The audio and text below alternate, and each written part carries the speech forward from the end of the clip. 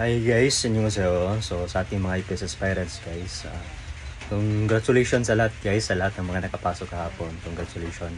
So ayun na nga, naglabas na ng tentative entry date ang DNW kahapon guys. At isa tayo sa napasama doon. So ang flight natin ay ngayong February 17 guys, so malapit na. Ilang araw na lang, ilang weeks na lang guys. So, enjoy natin ang moment guys habang may panahon pa tayo pang makasama natin ang pamilya natin. So, mahaba-haba din ng mga guys, hinintay natin. So, nakapasa tayo nung June at magpa-flight na tayo ngayong February 17 guys. So guys, sa mga nakapasa mga nakakapag-register pala kahapon guys, congratulations sa lahat. At pagbutihin nyo pa ang pag-aaral guys habang may panahon pa dahil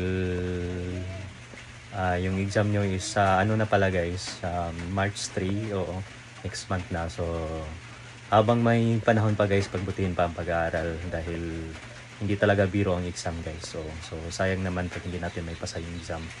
So ayan na yan, nakapasok na tayo sa registration. So habang may panahon pa, mag-aaral pa tayo. Huwag tayo pakampante guys dahil hindi talaga madali ang exam. So sa lahat ng mga hindi rin nakapasok guys, huwag mawala ng pag-asa dahil may mga pagkakataon pa, may mga opportunities pa na dahil sa taong ito guys, baka dalawa yung registration. So baka may kasunod pa dyan dahil sobrang late lang ang kuta ngayon. So aral pa rin guys dahil pag may registration na ay palagi kayong handa. So ayun guys, mixed emotion ako ngayon kasi happy dahil napasama na tayo sa tentative entry date. At the same time sad din dahil konti na lang yung panahon natin dito.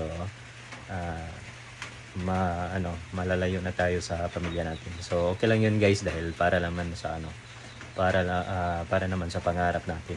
So kailangan natin magsakripisyo para para makamit natin ang mga pangarap natin. So sa mga hindi nakapasok kapon sa registration guys, huwag mawalan ng pag-asa.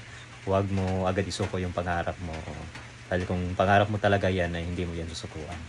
So aral pa rin ng Korean language guys dahil kung pangarap mo talaga yan, talagang gagawin mo ang lahat para makamit mo ito. So sa una guys, parang imposible ang lahat. Ako dati nung nag-aaral parang ako ng Korean language at ngayon papaalis na ako. Nung una talagang mahirap guys. So talagang inisip ko na makakaya ko ba lahat ito. Dahil unang-una doon is yung gasto. Kasi pag malayo tayo guys, ako from Cebu pa ako. So pag malayo tayo guys, talagang gagastos tayo. So yung mga nagastos ko guys ay malaki-laki na rin. Umabot na rin ng 100,000 plus guys. So pagdating natin doon, kaya naman natin bayaran yun. So lang guys, kailangan natin magsakripisyo para matupad yung mga pangarap.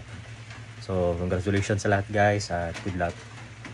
Palaging magdasal, tiwala sa sarili at sa Panginoon guys.